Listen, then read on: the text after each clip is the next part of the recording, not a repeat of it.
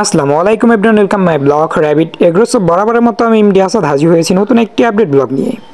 আজকের ব্লগটি একটু ব্যতিক্রমী হতে যাচ্ছে, যেহেতু আমি মূলত র্যাবিট সম্পর্কিত বা অ্যানিমেল সম্পর্কিত ব্লগগুলোই নিয়মিত আমাদের র্যাবিট এগ্রো ইউটিউব চ্যানেলে দিয়ে থাকি। আজকে মূলত আমার একটা ব্যক্তিগত কাজের ছোট্ট একটা ব্লগ হবে। আজকে আপনাদের আসাদ ভাইয়াকে দেখতে পারবেন বাবুর্চি হিসেবে, মানে মূলত যেহেতু আমি রান্না করবো এখন, তো আমি হচ্ছে বাবুর্চি আজকের জন্য। আর আজকের ঝামেলাটা হচ্ছে আমার বাবার হচ্ছে চাচাতো ভাইয়ের বাসায়, মানে তার বাসায় হচ্ছে ছাদ ঢালাই কাজ করবে। মূলত যে ওয়ার্কারগুলো কাজ করবে তাদেরকে হচ্ছে দুপুরবেলা খাবার দিতে হবে। আর সে খাবারগুলো মূলত আজকে আমিই রান্না করব, মানে খিচুড়ি রান্না করব। যেহেতু পূর্বের অভিজ্ঞতা মোটামুটি আছে রান্না করার, সেই অভিজ্ঞতার আলোকে মূলত রান্নাটা শুরু করে দিচ্ছি। সো আপনারা সবাই দোয়া করবেন এবং শেষ পর্যন্ত দেখতে থাকুন কীভাবে আমি রান্নাটা করি। মূলত আমার রান্না করার অভিজ্ঞতা অনেক দিন আগে, যখন আমি ক্লাস 1 কিংবা 2তে পড়তাম। আমার প্রাইভেট টিচারের কাছ থেকে মূলত আমি রান্না শিখছি। মূলত সে আমার টিচারই বলা যেতে পারে রান্নার কাজেও এবং লেখাপড়ার ক্ষেত্রেও। ফার্স্ট হচ্ছে তিনি আমার প্রাইভেট টিচার ছিলেন, তার কাছ থেকে মূলত আমার অনেক কাজ শেখা। এখনও তার কাছ থেকে আমি শিখি, যদিও সে মানুষটাকে এখন অনেক মিস করি, যেহেতু সে এখন দেশে থাকে না, মূলত সে এখন বিদেশ থেকে দুবাইতে থাকে। দুবাইতে মোটামুটি ভালো একটা কোম্পানিতে জব করে, মূলত সে গ্রামীণ কোম্পানির ভালো একটা পোস্টে জব করে দুবাইতে। সে মাঝে মাঝে আমাকে কল দিয়ে বলে যে আচ্ছা তুমি এই দিকে করো, এই দিকে কাজগুলো করো, ভালো হবে। সো তার সাজেশনে এখনও মোটামুটি চলার চেষ্টা করি। তার কাছ থেকে মূলত আমি রান্নার কাজটা শিখেছি, বা কবর খোঁড়ার কাজটা। গ্রামে যে কবরস্থানে যে কবর খনন করতে হয়, সে কবর খোঁড়ার কাজটা মূলত তার হাতে আমার শেখা। মূলত আমার যখন বয়স 5 থেকে 7 বছর, সো তখন থেকে মূলত আমি কবর খোঁড়ার কাজেও লেগে পড়ি। যখন আমি কোদালটাকে মূলত উঁচাই করতে পারতাম না, সে আমাকে বলতো তুমি এখানে বসে থাকো শুধু। কেবল সে মানুষটার জন্য আজকে আমি প্রায় 100+ কবর খনন করার কাজে হেল্প করছি। মানে একা তো আর কবর কেউ খনন করে না, 100+ কবর আমি খনন করছি। দ্বিতীয়ত আস্তে আস্তে হচ্ছে আমাকে কবরস্থান কমিটিতে একটা দায়িত্ব দেওয়া হয়। 3 বছর টানা একটা দায়িত্ব পালন করার পর পরবর্তীতে আবারও 3 বছর মেয়াদে আমি দায়িত্বে আছি। সো আমি টোটালি হচ্ছে 4 বছর যাবৎ দায়িত্ব পালন করি এবং সব ধরনের কাজকে আমি ভালোবাসি, পাশাপাশি হচ্ছে এনজয় করি। রান্নার কাজটাও সেই রকমই ছিল, সো এখনও সেরকমই আছে। আমার বাসার যে রান্নাগুলো করতে হয় সেগুলো মূলত আমিই করে থাকি, বা আমার একটা ফুপি আছে, উনি হচ্ছে আমাকে হেল্প করে।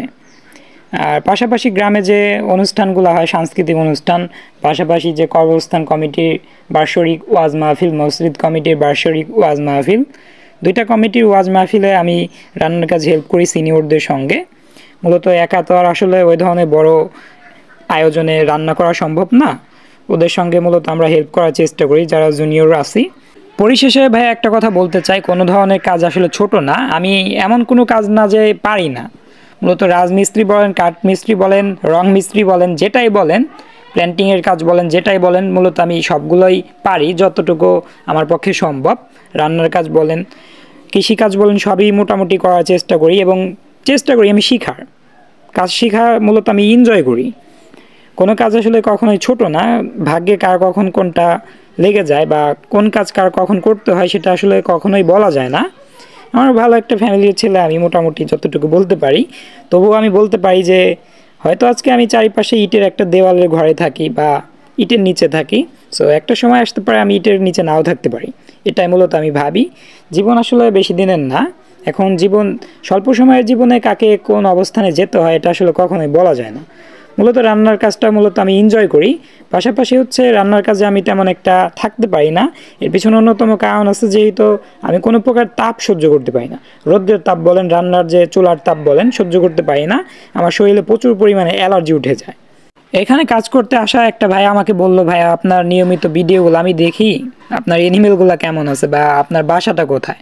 আমি বললাম এর পিছনের বাসাটাই মূলত আমার। পরে বললো ভাই আমি কাজ শেষ করে আজকে আপনার এনিমেলগুলো দেখবো, যেহেতু সে আমার ভিডিওগুলো ফলো করে।